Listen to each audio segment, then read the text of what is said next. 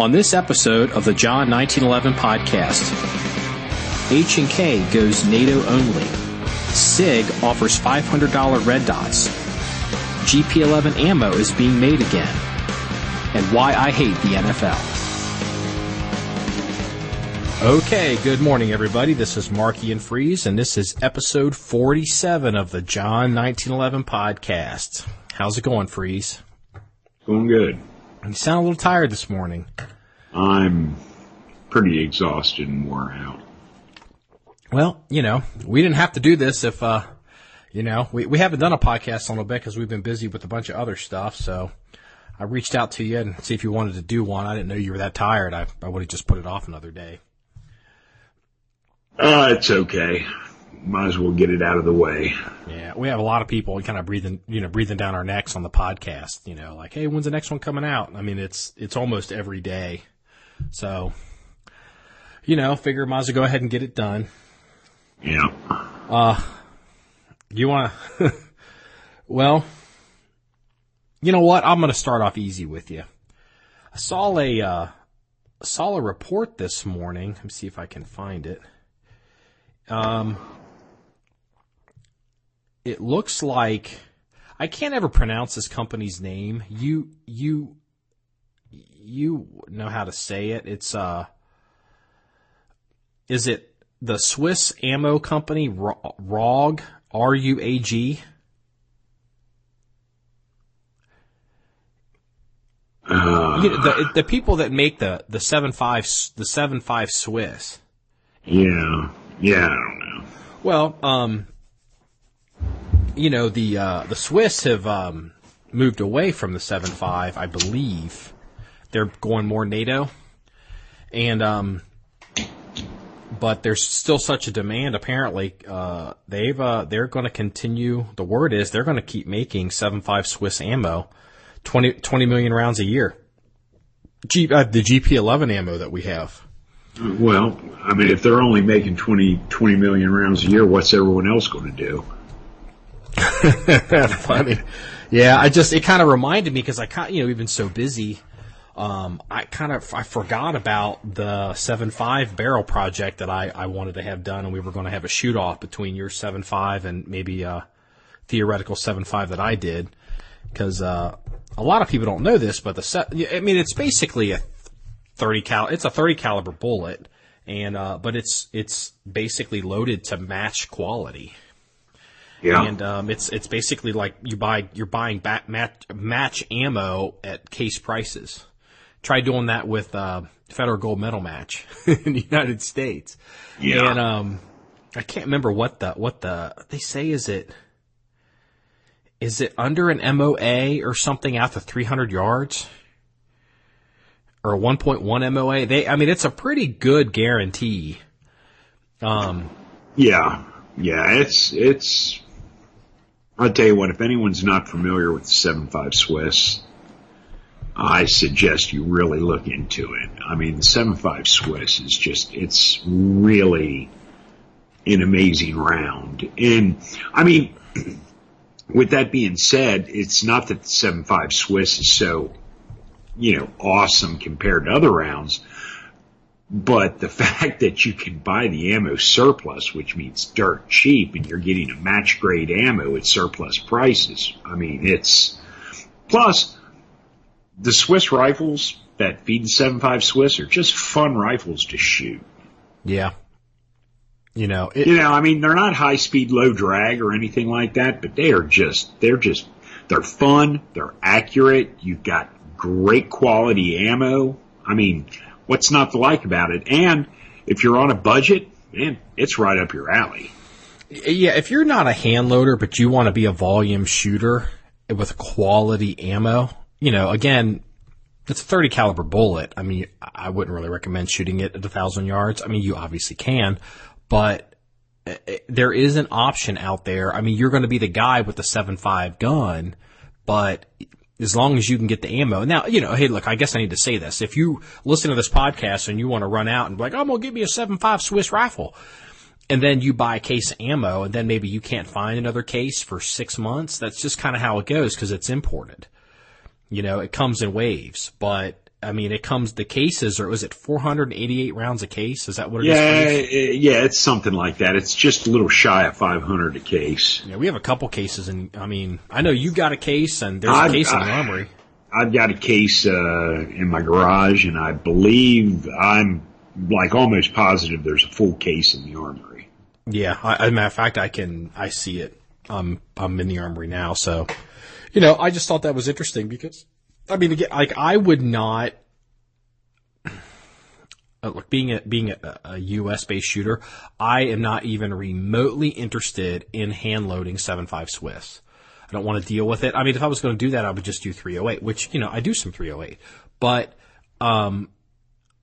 the appeal to me basically is, I mean, obviously, look, if you have a 7.5 Swiss gun, you're going to pick up your brass because you never know what the future's going to hold. And, you know, keep a couple thousand rounds of the once fired brass that you fired. And, you know, if down the road you want to hand load it and do whatever, go ahead. But if you're also a guy that wants match ammo, but you just don't want to deal with reloading and you don't want to pay federal gold medal match prices, and it's a 30 caliber bullet, 7.5 Swiss, you know, is an interesting round. It really is, especially if you're running it in a precision gun. You know, how many people, precision shooters, shoot 400 rounds of 308 a year? Yeah, exactly. You know, I mean, if a gold medal match, and that's the thing. I mean, if you're a PRS guy and you're blasting away, that's a whole different deal. But if you are a accomplished rifle person or aspiring rifle person, and you're trying to learn and accomplish and experience, you know, you might, you know, I don't know, 400 rounds a year is a good year. I mean, I mean, if you're making every shot count and trying to get your dope and your data and your experience and learning wind and groups, and 400 rounds of gold medal match a year is a lot. And, think about buying the 7.5 GP11. It's interesting if you can get a gun in it. So, yeah, well, I mean, you know, it's solid ammo. Like I said, a case is like 480 rounds, something like that. I think it's 488. I don't know why. It's some weird Swiss thing. Yeah, but the GP11, you can usually get a case. You know, you can usually get a case of ammo for under $300. And I mean, you know, it comes down to be, what, I don't know, 60 cents a round? Yeah, for basically match ammo. For match ammo? Man, that's phenomenal. I mean, that's really phenomenal. You know, I mean, look, you're not going to get this stuff for a nickel a round. You know, you're not going to. But, you know, you can easily, I mean, I've seen the GP11, I've seen it around, you know, $270, $280 a case. Yeah. You know, $300 is, would be 61 cents a round at 488 rounds. Yeah. How much is, you know, 175 grain, and that's the other is what's the bullet weight on GP11 Freeze? 174 grain. Yeah, it's a heavy bullet, and that, you know, again, so you're a 155 grain 308 guy, or you're 168 grain. You know, some of those law enforcement loads, or maybe you want to shoot the 175s and go long distance. All GP11 is 174 grains, and you knew that off the top of your head, didn't you? Oh yeah. See, and you had no idea this conversation was coming up this morning. No, I had no clue. And right top of your head, 174. Yeah, no, 174 grains, and it's a full metal jacket, boat tail bullet. I mean, dude, I love 7.5 Swiss. It's a great round, and more importantly, I love the price. I mean, hey, look, if I could get match grade 308 ammo at the same price as I can get the GP11, I'd be like stroking 308 ammo all freaking day long. But hey, guess what? You can't get it. I mean, not at this price, Yeah. And thing is, the GP11, man, it runs right up there with it. It's good ammo. It's a good round. It's a very good round. It's famous for being, match ammo. And it's, they make it for their machine guns. It's just an interesting, comparison, So, hey, have you hunted at all this week? No. You're not hunting? No. I know if you'd gone out when I wasn't hunting, so. No, I'm working. I guess, I've been out, but I don't know if you could call what I've done hunting either, because I haven't even seen anything. So, whatever. It's, oops, bumped the microphone. It's gun season, in your state of residence, and, I've been going out, your dad's been going out, and it's been brutal with the wind and the rain. And then it got warm, so nothing's moving. It's just terrible. Yeah. Yeah. I mean, it happens. Yeah, it does. So, maybe I'll go out on Friday. I may, do a little bit more on Friday. But, I got a story to make everybody feel better that's having a hard time with the weather this year, with deer hunting. This is out of New York. I don't know if you heard about this one, Freeze. So, here's the headline. Jim Murphy of Fabius, New York, with his impressive 15-point buck that he accidentally hit with his truck on the way home from hunting. Huh, wow. You should see this goddamn deer. This thing is, dude, this thing's possibly a record setter. Here we go. Here's the art. I saved this for you. I saw this, and I just knew you would love this. One of the most impressive upstate New York bucks taken so far this fall was not downed with a hunter's bow, crossbow, or firearm. It was hit by a truck. James Murphy, 27, of Fabius, said he was driving his truck home back from a day of deer hunting up on Boonville Sunday evening when a 15-point buck darted in front of him on Route 173, just outside the village of Manillas in, holy cow, I can't even say this, Onondaga County. He said he was going about 40 miles per hour. It was 5:30 p.m. So look, it was getting dark. He was done hunting.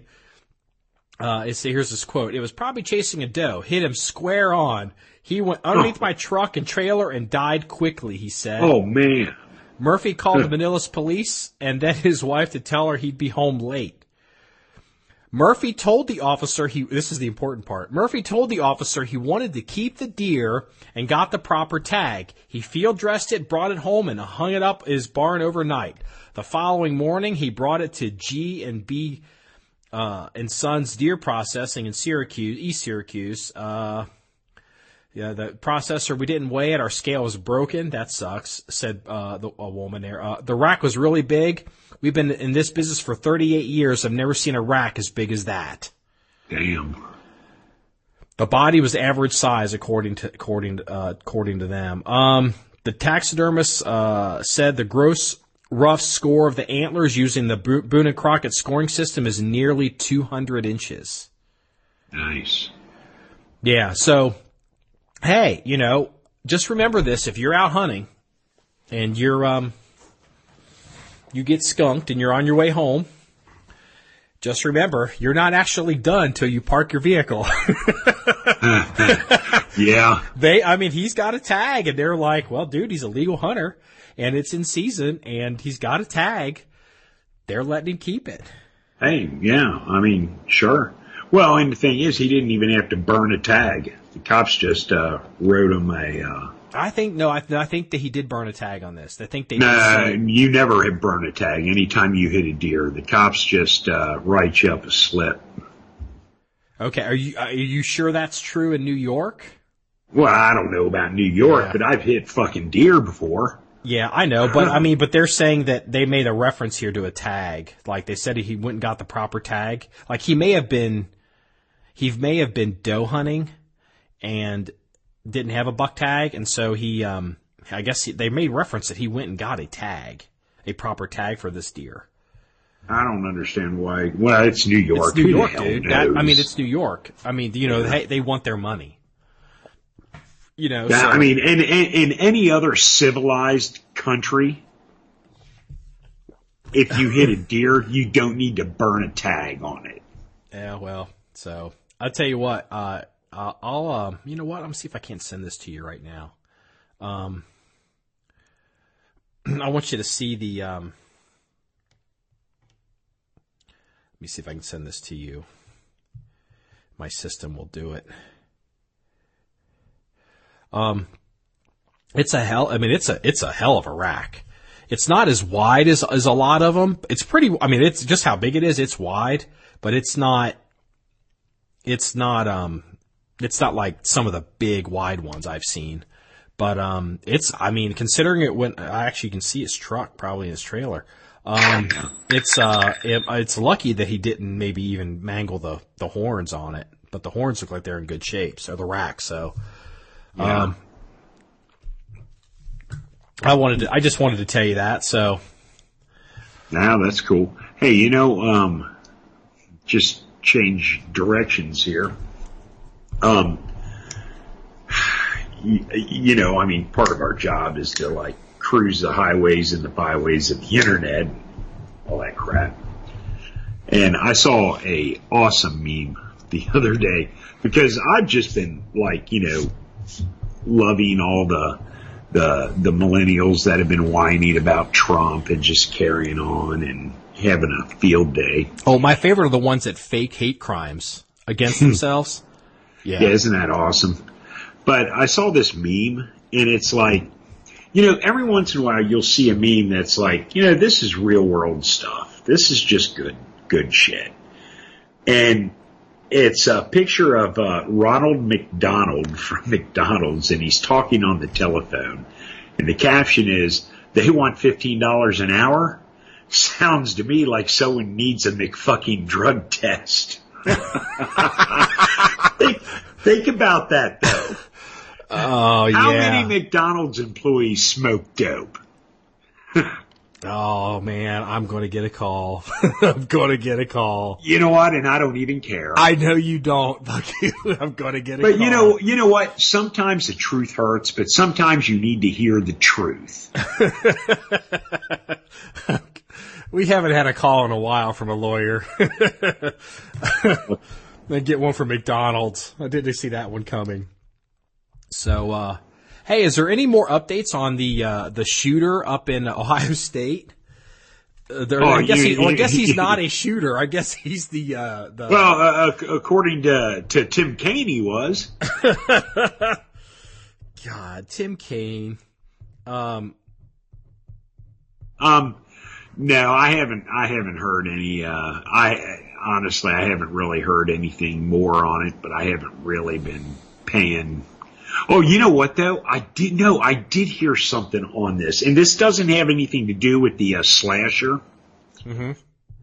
But I saw a blurb on the internet that came out of CNN. CNN did a thing yesterday or the day before, and the article was, no football players were involved in the incident, and it went on about because Ohio State's number 2 right now, and so forth, and I mean honestly, I swear to God, it sounded like it was a duffel blog article. Really, it was just like, are you kidding me? I mean, you had this domestic, domestic terrorist or jihadist. Incident at Ohio State, and they're all applauding the fact that there were no Ohio State football players involved. It's like real. Wow. See, I didn't know they were number 2 either. I mean, I don't follow that. So but Well, look, the only college football I follow is Ohio State. So. Oh yeah, I know why too. So yeah, that's but that's big money.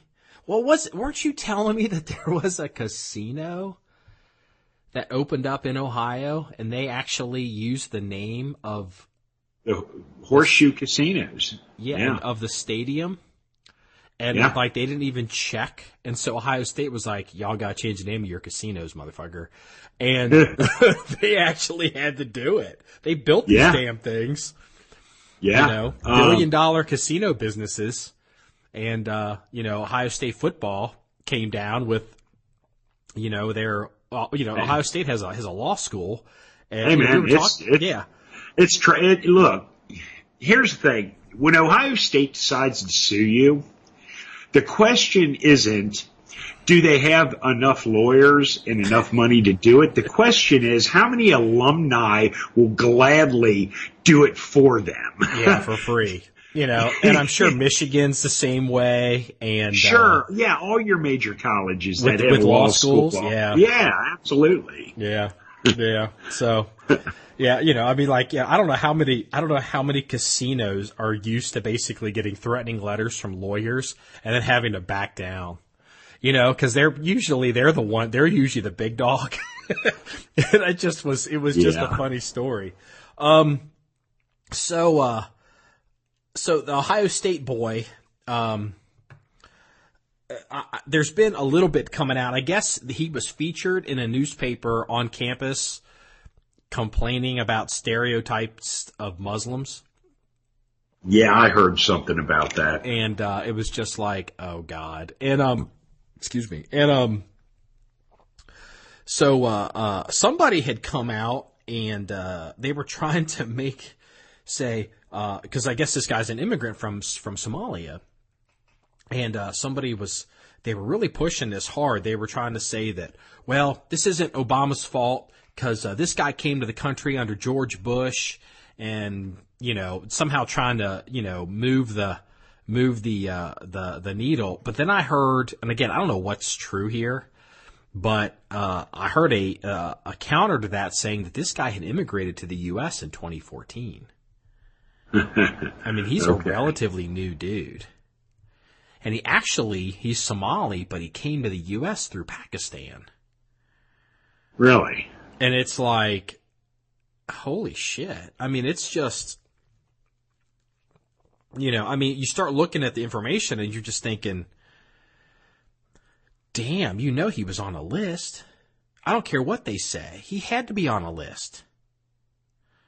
I mean, because you can connect Somalia and Pakistan. I mean, you're basically in Al-Shabaab and the Taliban at that point. Yeah. You know? Yeah, exactly. I mean, it's like, but you know, he was on no known list and no this and no that. Yeah, whatever, dude. The fuck he wasn't. I mean, give me a break. Well, look, but you know, the bottom line is, at the end of the day, there's a lot of freaking jihadists out there that haven't made the list yet. Yeah. You know, so, you know, to say, well, he's not on the list, who really cares? I mean, seriously, who really gives a shit if he's not on the list or not? Yeah. I don't know. I mean, it's not that. I mean, how many times have we even had this conversation on this podcast? And this podcast isn't that old. And it's, you know, it's the same 3 or 4 data points, the same 3 or 4 facts, the same 3 or 4 whatever. And it's like, you know, I mean, there's nothing we can say here that any of our listeners are like, damn, I didn't know that. Or damn, I didn't see this coming. Or damn, that's a new one. There's nothing new here. It's all the same horse shit. Yeah. You know? Yeah, exactly. Yeah, I mean, it is. Mm-hmm. So, I know you're tired, and I want to toss you a bone. I know you don't know this dude. I actually know who this dude is. And not for the reasons I'm about to tell you, but maybe I shouldn't know this guy. Did you hear about the, you know what? I'm just going to read you the headline from out of the New York papers, of the police blotter. And I know that's going to hook you in. You're just going to be like, oh, hell no. You know, the car company Fiat, right? In France? Is it France? Fiat, I think, is Italian. It's Italian, I believe. Yeah. You know what? Yeah, it's Italian because by the guy's name. So here's the headline: Fiat heir caught with after drug-fueled binge with hooker. And you're like, yeah, okay, that's not that big of a deal. It is what it is. It's, whatever. Hold on, I just hit the wrong thing. Oh, come on. Damn, Facebook jumped in on me. Here's the bad boy grandson of Fiat founder Gianni Agnelli, was busted for allegedly faking his own kidnapping following a 2-day bender with a transgender escort at a Manhattan housing project. Okay, awesome. Lapo 39 ran up a hefty tab while partying on cocaine, pot, and alcohol supplied by the escort, and tried to pay it off by calling a family rep and claiming he'd been kidnapped. See, the only thing that comes to my mind is the El Rancho Rankin. I know. Don't wait. Hold on. Nobody knows what the fuck that is. Hold on. Let me finish, and we'll circle back around to it. Here's the best part. Elkin, who this is the rest of the story. His history, who barely survived a 2005 cocaine and heroin overdose that involved a transsexual prostitute in Italy, allegedly said he needed $10,000 in cash to secure his freedom from the housing project across from Bellevue Hospital. But the family rep called the cops, and the escort was busted and charged with grand larceny by extortion after Elkin filed a police report late Saturday, according to the sources. A subsequent investigation revealed that Elkin had used his own cell phone to call for cash, and he could have left the apartment at any time. Here we go. In 2005, now again, this isn't his first rodeo. In 2005, Elkin was found naked, comatose, and near death in the Turin apartment of a 54-year-old transsexual streetwalker, after which he left a top job at Fiat and moved to the United States for 18 months. During that time, he got busted by the New York Police Department in January 2006, but the case was sealed and details are unavailable, according to law enforcement. So then here's the best part. So so this is before all this happens. He's flying into New York, and he's got social media is awesome. Dude, social media, people slit their own throats. In an ironic twist, Elkin posted a video to Instagram on Wednesday saying he was about to embark on a business trip, noting, and I quote, "I'll be seeing many interesting characters in the creative field and in the entrepreneurial field in the next few days." So, and wow. Why this kind of stuff is always funny to you and me is a lot of people don't realize this. Most kidnapping, most people that in the United States are hooked into like a kidnapping thing, it's all fake. There's very little kidnapping in the United States.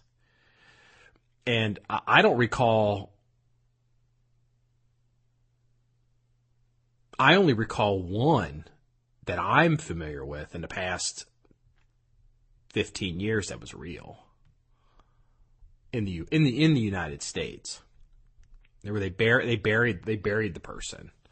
Hasn't there been a spree, just like in the past month or so, of these female joggers getting like kidnapped and held for a week or two? You know what? There's something going on in California. There's a girl, and I think, you know what? I have to go to Fox News to pull it up. But there's a girl who she disappeared. I haven't, because look, as soon as I saw this. And I'm sure it's just like, this is fake. She's lying. It's fake. I mean, it sounds fake to me. Let me see if they've even got it. You know what? They took it down. It was up there yesterday.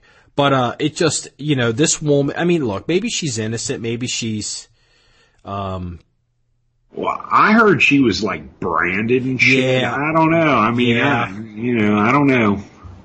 That's pretty drastic for fake. And then she was left along the side of a road. Yeah. But she was left along the side of a road. See, yeah, here's the thing. She could brand herself. Let's see here. kidnapped California woman, was found tied up at the side of the road, was branded by captors. You know, I would be real curious to see if the branding was something she could have reached her. I mean, you know what I mean? If it's like on the very back of her, you know exactly what I'm talking about here. This is still 90% fake as hell. And I even think there was even some kind of hook in where she was trying to claim that because she's a Trump supporter maybe, and these people were, they were supposedly Hispanic or some kind of minority. And I bet you, you know how I am. I think this is bullshit. And I think everyone knows this is bullshit too. You know, it could be. Who knows? So, you know, yeah. So, hey, you gonna go out and buy one of those SIG red dots? Nope. Why not? You're a SIG fanboy. I am, but I need a 5.56 XI before I buy the red dot. Yeah, I guess the SIG did not get the handgun contract for the FBI, but the FBI, I guess, has come out and said that there's a red dot that they make that is now duty approved. Let me see if I can find it here. Because SIG's going into they're doing suppressors and red dots. Here we go. The SIG Romeo 4M is as good as aim point, approved for duty. And I was like, oh, that's interesting. It'd be good to see some competition in the red dot market, especially, stuff that's like rugged and but the MSRP on the 4M is $500. And it's just like, never mind. It's a $500 red dot from SIG. It's like, forget it. I mean, it might as well just be a goddamn aim point at that point. Yeah. I mean, whatever. I mean, look, I've got an aim point. I've got an aim point on my what I call my serious, tack rifle, whatever you want to call it. Because that's what we got. That's what we were basically told to get. We were given choices of aim point. It was basically going to be this one or this one. And it was fine. They're expensive as hell. But, if you got a bunch of red dots and you want to put red dots on guns casually, $500-$700 a pop for a gun that's not, you're going to war with it. Yeah, fuck that. I mean, it's just crazy. Yeah. Yeah. Yeah, I'm not interested in spending that kind of money on that. I knew you wouldn't be, and I'm really just giving you a hard time because you give me a hard time on the red dots, especially the money. And I just saw the SIG, and I was like, oh yeah, I'm gonna save that one for freeze. Yeah, I will shove that one down your throat, buddy. $500 goddamn dollars. Hey, I'll tell you what, though. I'll be honest with you, and I don't know shit about this red dot, but I'd put it up against aim point any day of the week. You're going to shit talk it? You don't even know anything about it? I don't know jack shit about it, and I'm still going to shit talk. Yeah, you're right. Yeah, I am. Well, SIG is not a European company anymore. I mean, in my opinion, SIG is all USA. SIG, that's why, SIG's only making, SIG's now making ARs, they're making a shit ton of 1911s. Well, I'd imagine those red dots are probably made in New Hampshire at the SIG factory. I doubt if they're coming from Europe. Yeah. I think there's only a couple guns that SIG still makes in Europe. I think it's the P210 and, or they're even making that. I think they even still make that. And then there's the X5 gun and, it's just the environment is not good in Europe these days for firearms manufacturers because there's been a lot of issues. The EU is trying to shut down a lot of gun companies. Germany in particular has been cracking down on military sales. H&K just came out. They've, because everyone that our regulars know that I'm having a hard time getting Blaser barrels for my tactical rifle because it's quote a military arm and you can't get the stuff out of Germany now because there's all these issues with military weapons. The government is basically trying to put these companies out of business. I heard a rumor that Blaser may start setting up a factory in Switzerland. But, who knows? But H&K's had the same problem. That's why H&K, they got in trouble for a bunch of their G36s ending up in the Kurds' hands and then ending up in like Colombia or Mexico. I can't remember where it was. But, they weren't allowed to export. They're having a hard time getting stuff out of the country too. So they've now signed an agreement with the German government that H&K's official policy that they will not sell weapons as a company to anybody that's a non-NATO, unless you have to be a NATO country or you have to be a partner to a NATO country, and you also can't be, quote, a corrupt country. So, and that's the corruption part is the big, loophole that they basically can decide, we're not going to sell guns to this government or in this country because, your people take bribes or whatever. Well, like a perfect example is, can H&K sell guns in Turkey? As a matter of fact, H&K has I would say at this point in time, no. Yeah, even though they're a NATO country, it's... Yeah, they're not really a NATO country. And they kind of blew their shot at it. They're a NATO country, but they've been NATO country, but there's questions on their EU status. But as a matter of fact, the president of that didn't make the papers here. The president of Erdogan in Turkey, or whatever he's called, he had the EU is considering derailing their application for full EU membership, and he actually made a public threat, basically saying, if you derail our application into the EU, I'm going to throw open my borders and let every Syrian refugee come into Europe. That was last week. That didn't get any press here in the U.S. Yeah, well, it's a mess over there. It is a bloody mess. Yeah, well, Europe's a mess. Yeah. All of Europe's a mess right now. It is, and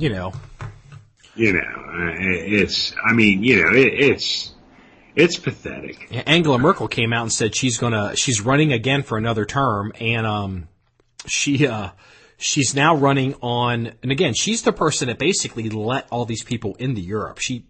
Germany's the strongest member of the EU, and she basically was like, yeah, we can let all these refugees in, and the people in Germany, they're just all pissed off because there's all these problems going on, and rapes and murders and crime and just all kinds of crazy bullshit. Didn't I hear something about them?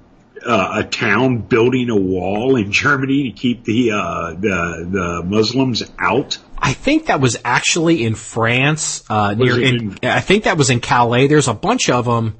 There's a bunch of them that are held up in this like little ghetto camp there, and they're on the coast of France near Calais, trying to drive under the tunnel. The tunnel that goes under the English Channel into England, and they're trying to get through, and so they're all camping out there. But these people, they're, every night they come out and do shit. So they built a big ass wall around the camp, and they're trying to close I think they may even trying to close the camp. But anyway, Angela Merkel, she's this, big, douchebag. She's a full blown douchebag. She's totally ruined her legacy. She's now running on the promise she will deport 100,000 migrants. She shouldn't have let them in anyway. I know. It's just like, well, wait a minute. You made this goddamn mess. And it's just, I don't want to bore our listeners too much with the geopolitics stuff, if they're, especially Europe. Europe doesn't really interest them that much.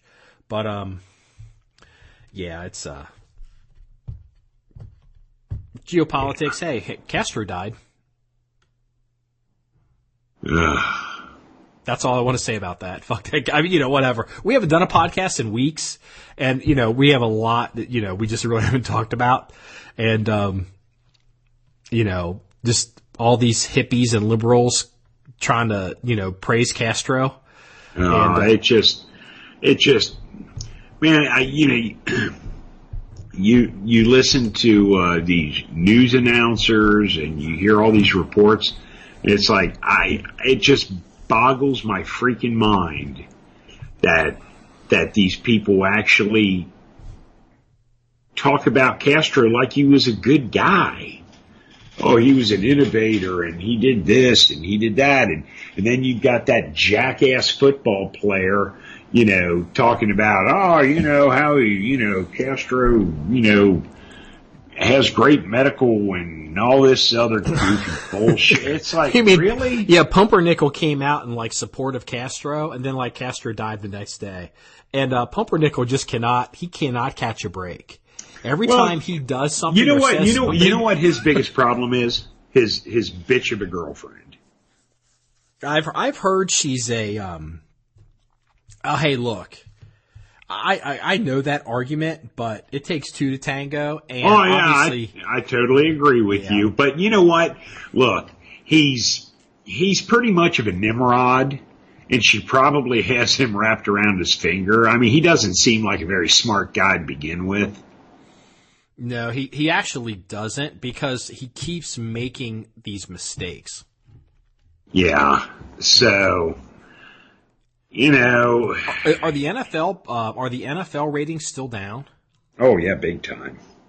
Yeah, I'm not a big NFL person. I mean, Me neither. I the only thing I care about in the NFL even now, and I less is like, hey, did Pumpernickel get sacked hard?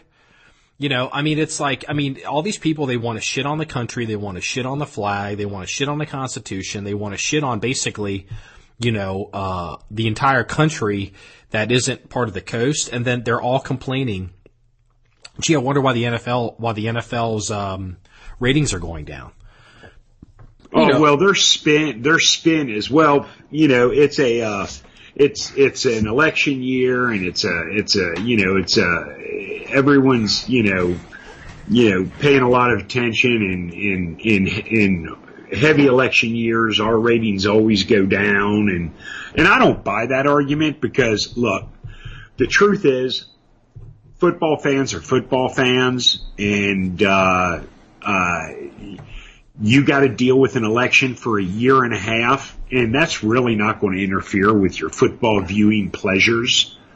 Well, yeah, because that presidential debate comes on right during Sunday football. I think there was one debate that interfered with like a football game, but here's the thing.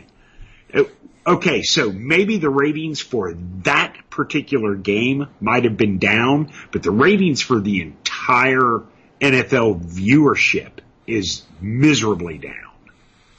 Oh, I have no interest in pay. I just piss on all those guys. I piss on, the commissioner, and just, even the guys that are not happy with, they don't agree with Pumpernickel or any of this stuff. The reality is, I'm over the end. I went from not caring about them to actually being like, piss on them. There's only one football game a year that I ever watch. Look, if the Super Bowl's on and people want to watch it, and I may watch it. I don't normally do. I do pay attention. The only game I pay attention to, and it comes up this year, it's December 10th, is the Army-Navy game. And, if you're tired of the NFL and their horse shit, dude, just watch college football. Yeah, see, you watch the Army-Navy game every year. I watch Ohio State, Michigan every year. Go Ohio. Yeah, go Bucks. Because it's, some kids, go watch some kids that are grateful for the fucking opportunity. Yeah. And, piss on these fucking NFL guys. And you know what? If you're an NFL ball player right now and you're saying to yourself, man, Marky's being kind of hard on us. I've got more in common with Marky, than I do with Pumpernickel. Well, guess what? The shit rolls downhill. The next time you are in a locker room with Pumpernickel, you need to bitch slap that motherfucker out of my country. Because we're all sick of it. We're sick of this bullshit with the NFL. I'm kind of going off on this. I am not a football person, but I'm so pissed off at the NFL. I don't have anything to fucking do with them. Fuck them. Well, but a lot of that has to go with, the whole political correctness, Black Lives Matter, Islamophobia. There's no such thing as radical Islam in the United States. You know, and it's all this bullshit that basically the Obama administration has spewed over the last 8 years. Oh, okay. All right. You know what? After the mass murders in Dallas, and the Dallas Cowboys wanted to wear Dallas PD patches that weekend. Yes. Guess what happened? That was a big negative. That was a negative, Ghost Rider. The pattern is full. Fuck the NFL. Yeah, Fuck I agree. Seriously, I mean, you know, who's against that? Yeah. You know, well, you know, if we let some, we have to let all, we have to do this, we have to do that. Yeah, but you know what? No one thing, said that on 9/11. But here's the thing with the NFL. The NFL's like, well, if we do this, we have to let. No, the NFL doesn't have to let anyone do anything because they rule with an iron fist. The commissioner of the NFL is Joseph fucking Stalin. Well, you know what? And see, that's the thing. They've lost control. And he's a pussy. Because I remember that man that beat up his girlfriend in the, he beat his girlfriend. He was I can't remember which one. Oh, yeah, no. The dude in the elevator. Yeah, I mean, he's still playing. You know, I'd be like, no, you're out. Well, again, I'm not just capping on the NFL. Look, Pete Rose, he bet on baseball. You're out, motherfucker. There's a sign in every goddamn fucking dugout that says, don't bet on fucking baseball, bitch. It's not that hard. You're out. Yeah. So does Joe Jackson. You're out.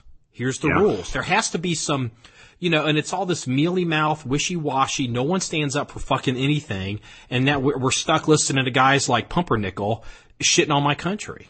Well, fuck these guys. Yeah. You know, go Army beat Navy, or go Navy beat Army, or Ohio State versus Michigan. Go watch some fucking games where kids are actually trying to do something with their lives, or they're never going to play in the NFL, and this is the greatest game they're ever going to have. And even if they get blown out, it's a hell of a good time. Fuck these guys. Fuck the NFL. Yeah. Yeah. Anyway, sorry. I hate all I don't understand. From a brand standpoint and a market, I just don't even understand how these motherfuckers have let this get this far out of control. Yeah. You know, this is like an example of like parenting in the new age, and kids are running the house and not the parents. That's what the NFL's turned into. You know, you can't be their buddy. Somebody has to be the boss. Somebody has to go, no. Why? Because I said no. Yeah. You know, or it's insanity. You know, I mean, I will never forgive the NFL over the Dallas thing. Yeah, well, yeah, I don't blame you. All right. I just fucking shit all over this podcast.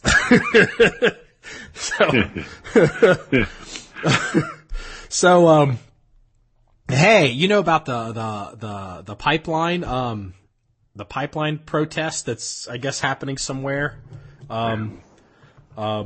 You know, I don't know. It's in a Black Hill. I don't know what the hell's going on. I don't know. Every time I hear about the pipeline, I remember the old Indian on TV, and the younger guys won't know what I'm talking about, but the older guys will. Like when the local TV stations would go off the air, you would have the car drive by and throw the trash out the window at the foot of the Indian, and you'd see the tear roll down his cheek. Yeah. Every time I hear about the pipeline protest, all I picture is a bunch of fucking Indians with tears rolling down their cheeks. Whatever. I don't fucking care. Give me gas for 50 cents a gallon. Fuck you. Well, first of all, that Indian with the tear rolling down his cheek, you know he was actually Italian. He was Italian. He was an Italian actor. He wasn't even a real Indian. Yeah. He was an actor. And, You know why? Because they couldn't find an Indian that could cry. Oh. Hey man, you know what? And I know I'm pissing off a lot of people of Indian descent, you know, but the truth is, I don't have a lot of sympathy for the Stone Age people that we dominated. I mean, well, okay, look, I mean, I don't want to go too deep into that, but let's be real here. This idea of, quote, the noble savage, is a little bit of a myth. What the Indians were doing to each other and themselves, it's like ISIS. What these people were doing, it's not like this noble, these people, it was just unbelievable, the shit they were doing to each other. Hey, look. There's a reason why, like all these Indians to this day still hate the Apaches. Yeah, oh yeah. It wasn't because they got a blackjack contract for some casino in Arizona or some shit. It's for the crazy skinning alive bullshit that they were doing to each other. Yeah, Apaches were particularly brutal. There's all these Indian tribes that were wiped out by, like, as a matter of fact, what was it? The Little Bighorn. What the hell was it? One of those basically how those Indian tribes even first started running into, quote, the white man is they were expanding, quote, their empire and going out and wiping out other Indian groups, and they eventually collided and ran into the, quote, I guess what we would call the settlers. It was literally the same thing on opposite sides of the line. But see, politically correct people won't let you tell that story. But anyway, the pipeline that's going on now, apparently, I don't know the details because I haven't paid much attention to it, but I want to mention it to go into the latest thing. The issue with the pipeline isn't the actual pipeline. I guess the issue was money. They had agreed to pay money or a different price or something. Somebody had changed the price on the money, and that's what started all of it. But now what's happened is, I guess all the people that want to take this protest like it's supposed to be like a big thing, they want to make it like, I don't know, pipelines matter. I don't know what they're trying to do with it.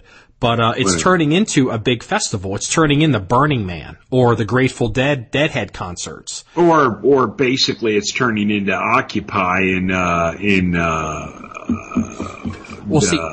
Occupy was all paid for, though. Those people were getting paid. Yeah.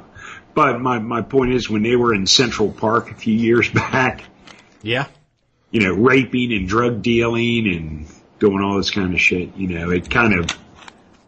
Yeah, I saw an Occupy camp in Washington. And it was these people were being paid, and I don't know, but apparently, I guess what's going on is a lot of people that are trying to organize this pipeline movement are pissed off because they got all these kids coming up there and they're really not interested in protesting. They're setting up tents and they're partying. And it's not it's not the image that they want to portray. And they're losing control of it. Because, the Grateful Dead, I don't think the Grateful Dead are Burning Man isn't all year. Burning Man's only part of the year. The Grateful Dead aren't touring all year. So that's gone now. I think Grateful Dead's gone. So is it Dave Matthews Band and now the replacement for the Grateful Dead Deadhead crew? I don't know. Is Dave Matthews even still around? I think it's Dave Matthews. Yeah, but yeah, there's these. Basically, they're just people that are listening to this. They don't know what I'm talking about. It's you go onto the circuit, and you basically just go from city to city to city, and you live hand to mouth, and you're this itinerant partier. You know what I mean? And apparently, a lot of these kids have now landed up at the pipeline protest, and it's really messing up the mojo that these guys are trying to set up there. And apparently, it's not going well. Yeah, well. So I just thought that was, As a matter of fact, I believe the protesters were basically ordered to get the fuck out because apparently the weather is turning pretty vicious up there. And what's going to happen is all these freaking pot smoking hippies that are up there protesting with them will all end up dying of exposure. Yeah, they won't die because they'll leave. You know what I mean? As soon as it gets hard, they'll leave. When the party's over, they'll leave. When it gets too cold or gets too whatever, they'll leave. That's why Occupy only lasted. I don't think a lot of people realize the infrastructure that was involved in keeping the Occupy camps running. They were sending in food and money and resources. And it can get cold in New York. It's far enough north, it could get cold up there in the winter. And when it started getting cold, it really died down. And I don't know where this pipeline's at, but I have a pretty good idea. And it can get like 20 below up there pretty regularly, right? Oh yeah. I mean that's not too far from where I was. That's not too far from where I was mule deer hunting.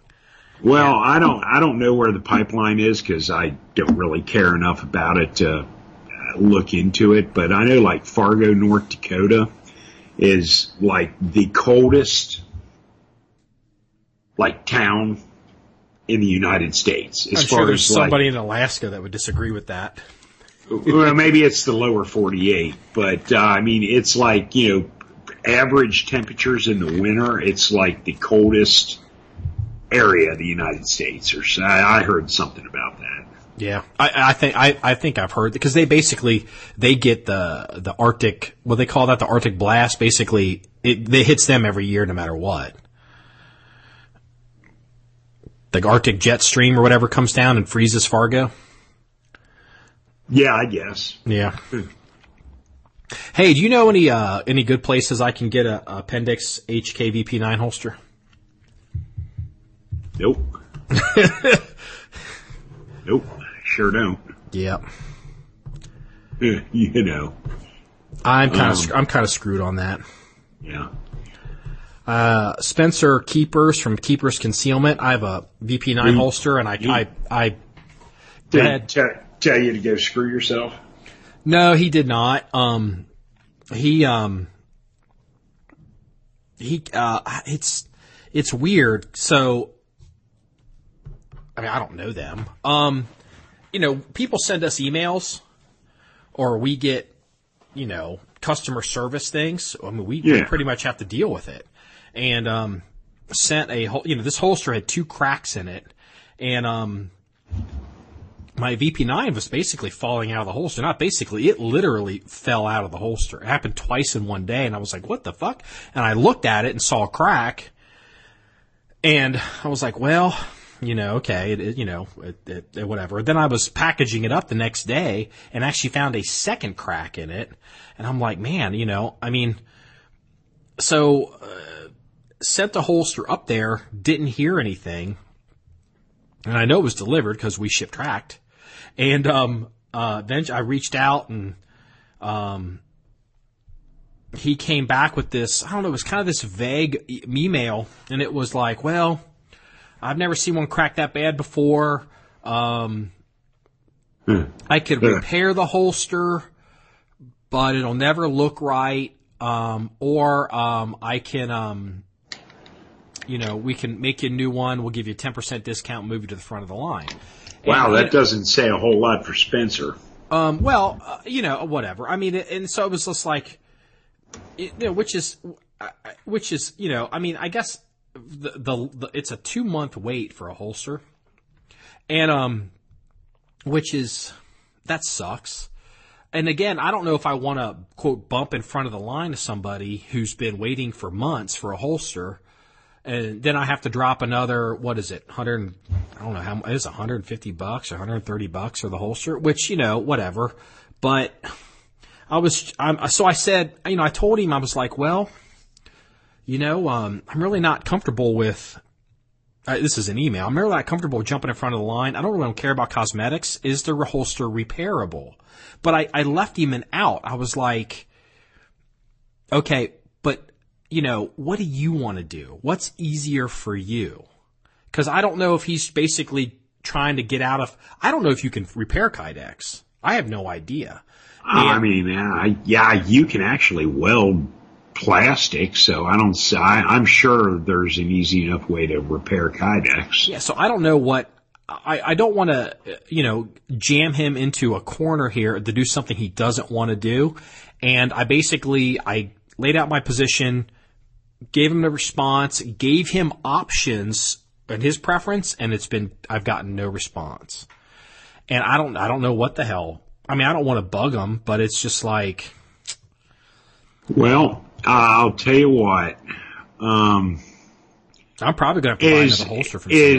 Is the VP9 frame size the same as a P30?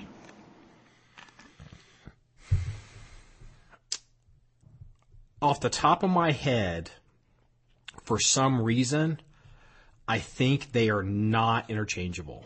I thought the only they're difference. close. I thought the difference between the VP9 and the P30 is the P30 was a hammer gun. You know, I've heard that, and you know, I know the magazines are compatible, and I know people say it's basically, but I don't know if it's that close overall. I think there may be enough tweaks. I don't know. I'll have to look. Why? What are you saying? Well, because for the low price of $54.99, my favorite holster company, Comtac, sells a 2 o'clock ambi holster, but they do HK. They don't do the VP9, but they do the P30. Really? I didn't know. Yeah. I didn't know they made a AIWB holster. Because what I'm thinking about doing is I may just get a holster from somebody that maybe isn't quite as comfortable as I would like, and I'm just gonna. I know I can basically stick. I can stick some like a foam wedge on it myself, and you know. Well, these don't come with foam wedge. No, but I could glue something to it. Yeah, but yeah, Comtac, like I said, who's my favorite holster company. They do make appendix carry holsters, but unfortunately, but you know what though? I'm looking at their website, but that doesn't mean if you didn't call them, you know, they could probably, yeah, I don't know. Well, see, and this is a good, for look, we got guys listening to this podcast, and this is a real world issue of a real world problem. Look, the gold standard of holsters of guns is Glock. I mean, if you want the most options and the most, you know, whatever, it's Glock. I mean, I'm sure if I was running a Glock and Keeper's Concealment had an issue, you know, I had cracked a Glock holster, they could get me a Glock holster in a week because they probably are sitting on some. You know, but Keepers is also basically a small custom shop. They're making the stuff by hand or I would imagine close to hand. I mean, look, they're not a big factory. You look at these holsters, you can tell they're doing it by hand. And you wait 2 months or 3 months for a holster, then you crack the damn thing, it doesn't work anymore. Now you have to wait 2 or 3 months for another holster. I mean, that's a problem. I mean, you know, maybe that's kind of the downside to going that route. Because it's amazing, you know, it's all fancy Kydex when you buy it, but when you crack it, it's just plastic. Yeah. You know what I'm saying? Uh-huh. I don't want to go without that VP. I've been carrying the Glock now for, I don't know, close to a month. Actually,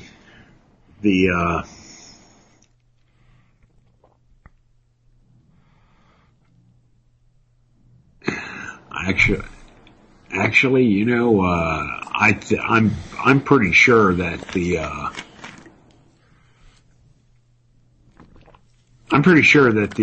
VP9 will fit into a P30 holster.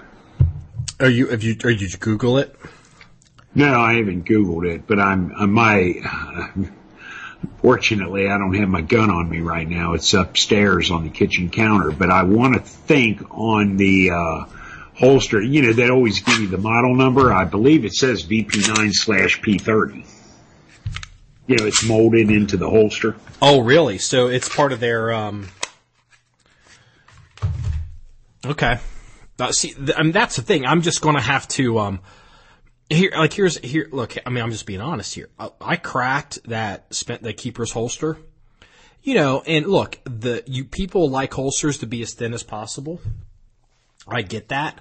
I'm not convinced that I won't crack another one. Well, that's the thing when you're carrying it at, you know, 1 o'clock or 2 o'clock. You know, you're bending down, you're doing things. Mm-hmm. I mean, you know, you're putting a lot of stress on that holster opposed to someone like me, you know, who carries, you know, at like 4 o'clock. Yeah, and you know, and I'm an athletic person. I'm somewhat muscular and I do bend over at the waist. I can touch my toes. And that's what happened to that holster.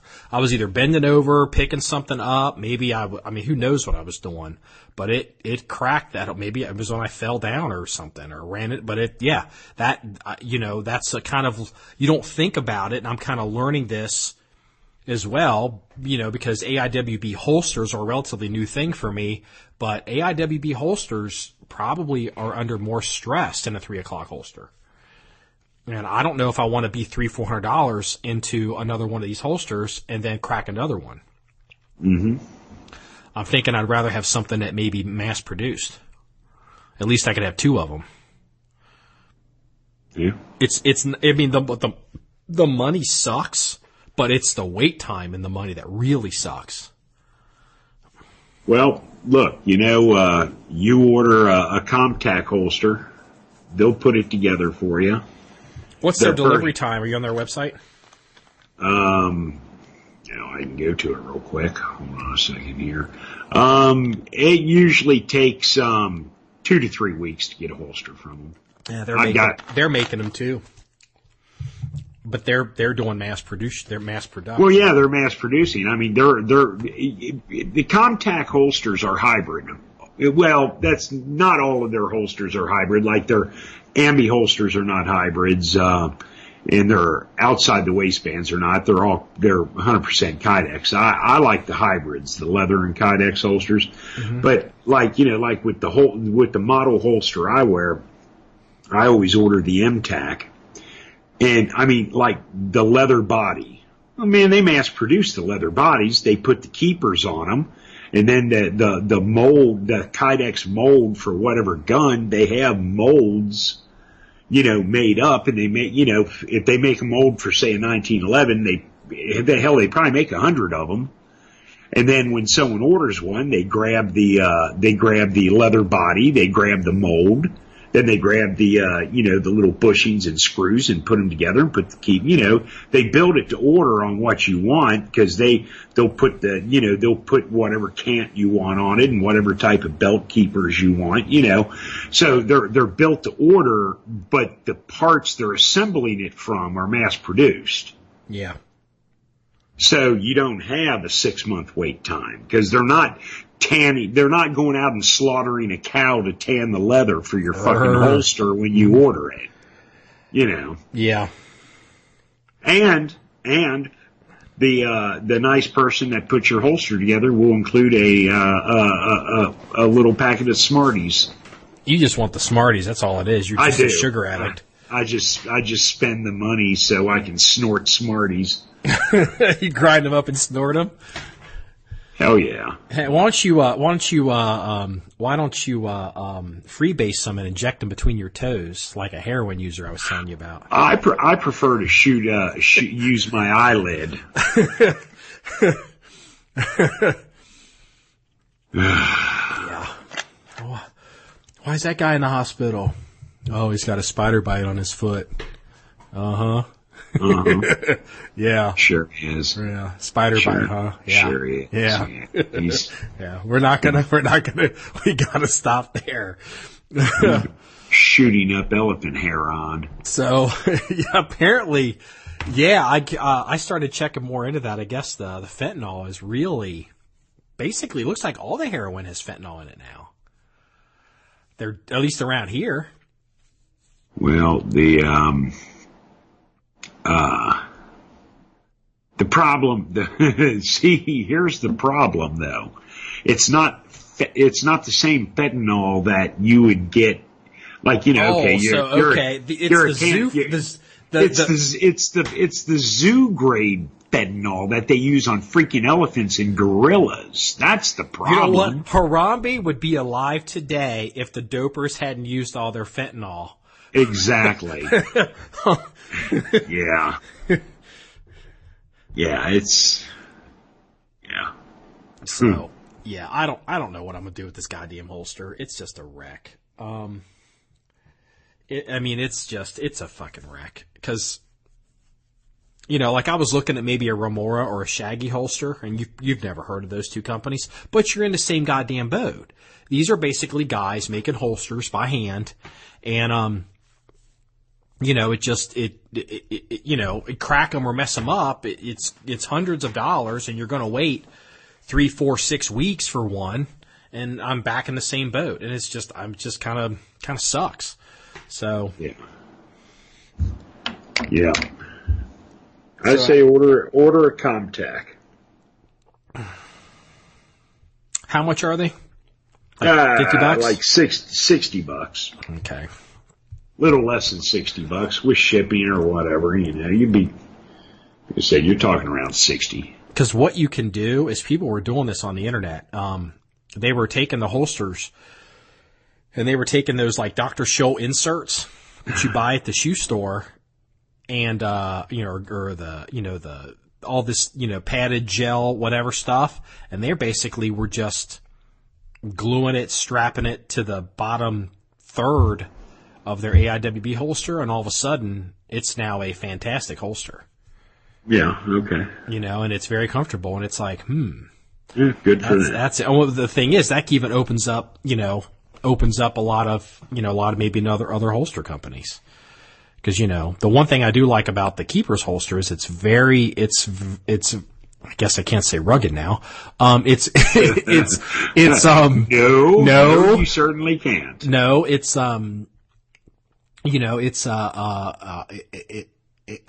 guess it used to be positive control of the gun, and it was very comfortable. But, yeah. So, all right. That's pretty much all I got. You want to talk about the Ross rifle, or you just want to wrap this one up? Now let's wrap this up. I'm pretty bushed. All right. We'll maybe one day early next week we'll run another one. We actually have a lot of stuff to talk about. But we do. We do. A lot of changes coming down the road. A lot of people want to know about, and we'll cover them more in depth. And we ought to talk about the Hugo Mauser and the Ross rifle both. Yeah, actually we do. So we're gonna, we had to take a few weeks off because there's been a lot going on, but kind of back to normal. And so, all right, this wraps up episode 47 of the John 1911 podcast. If you like what we're doing and you like this podcast, feel free to stop by our blog page. That's john1911.com. That's JOHN1911.com. You're going to be seeing lots of new content. You're going to be seeing videos and a dedicated podcast channel. And just remember, it's all about shooting guns and having fun. And everybody have a good day. See you later.